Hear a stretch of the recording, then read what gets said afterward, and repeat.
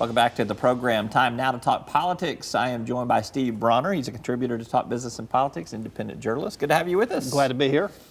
Politics got interesting on New Year's Eve. I think we have been expecting that Jan Morgan, who had formed an exploratory committee to possibly primary challenge Asa Hutchinson, made it official. She's in. Were you surprised by the timing of it, or are you surprised that she's wading into the waters? I'm not surprised at all. She's been speaking to Tea Party groups and Republican Party groups for a while, and in front of Lincoln and Reagan Day dinners. These are the established parties, party gatherings. So no, I mean, she's been very much trying to make a name for herself, and so this is not a surprise at all. And she is going to run as kind of an anti-establishment candidate from best you can tell, even though she's going to these establishment functions and doing most of the talking. I guess for folks who have not been introduced to her yet, what would you say are the things that she will bring to the table that she'll talk about the most? She is Sarah Palin without the subtlety. She is going to be. She's going to run to the right of Governor Hutchinson. She's going to talk a lot about guns. She's going to talk a lot about probably health care. She's going to say that he's a big government conservative, maybe not even a conservative. She's going to say that he's a progressive, and that and she's going to go the right.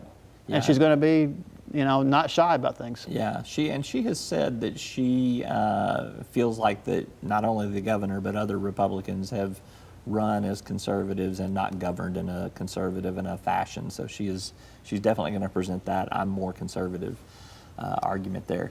What do you think she does in the primary? I'm not asking for a prediction in terms of numbers, but I mean, how split do you think the Republican Party is in Arkansas between establishment Republicans that I think Asa Hutchinson very much identifies with because of his decades of experience, and someone like Jan Morgan, who is a little bit of a newcomer to party politics, but has certainly been out there for years with a very conservative slant? She's definitely from the Trump side of the party.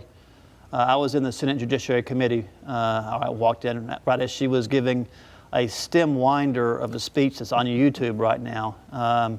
She does reflect that split, and you will run a poll here in a few months. We will. That will show her, close enough that will make the governor nervous. Yeah, I have contended that I think she gives the governor some indigestion. I mean, he for sure lays down some money in the primary to remind people of his very conservative bona fides there. I think that we will see that.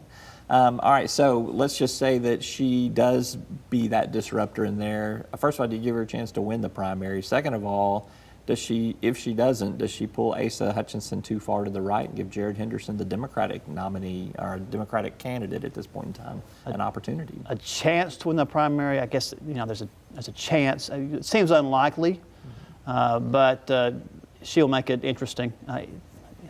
Who knows? These days, it's hard to predict in politics. It always has been, but this is really hard. As far as moving the governor too far to the right, probably not. I just don't see the Republican revolution has not quite crested in Arkansas. It's getting close, probably, but the governor will win the primary, and then he'll win the general election. All right.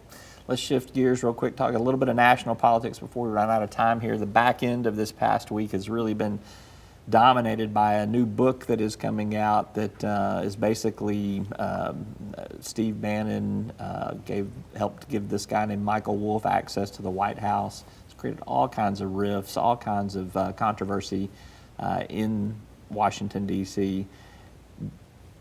How much of this book is fact? How much of this book is fiction? How much should we put into stock of this book in terms of what it's doing in terms of disruption and turning Washington, D.C. on its head? This has been, the way it's been now for a year. Chaos. I mean, this is what America signed up for, and this is a columnist for The Hollywood Reporter.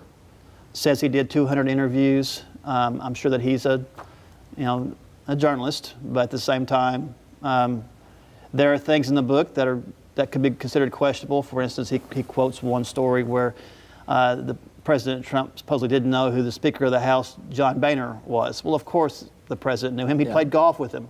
So there's that, but he also gives many, he quotes his sources, and you've got, Steve Bannon says a lot of things that are pretty incendiary, and you haven't really seen Steve Bannon, disavow those remarks. So it has caused a lot of chaos, or at least it's reflected the chaos. Yeah. Well, it's billed as a tell-all. I'm with you. I think that there's some embellishment in it, but there probably is some hard truth in there, too, that we've seen from previous reporting and, quite frankly, from some people's conversations. But it's kind of the first book that's really come out from an insider in the White House, and I think that, to me, is why it is garnering as much traction as it is. Sure, and already they've moved up the publication or the release date to today as we're speaking, and it's already #1 on Amazon. So yeah, this is the first one, and it's going to present this viewpoint of the president as being incompetent and an object of derision in his own White House. So yeah, this is going to sell a lot of books. All right. Well, we'll see what comes of it in terms of how it plays out and what the second tell-all book might have, because there's a couple of more in the works, I suspect. I wonder who's going to be next. Yeah, Omarosa, maybe? Sean Spicer, Spicer, somebody. Ryan Priebus, they're all out there Yeah. with possibilities. All right, he's Steve Brawner. Always Yep, good great. to have Thanks. time with you. Thank you so much. Thank you for being with us. That's all for today's Talk Business and Politics. I'm Roby Brock. We'll see you next time.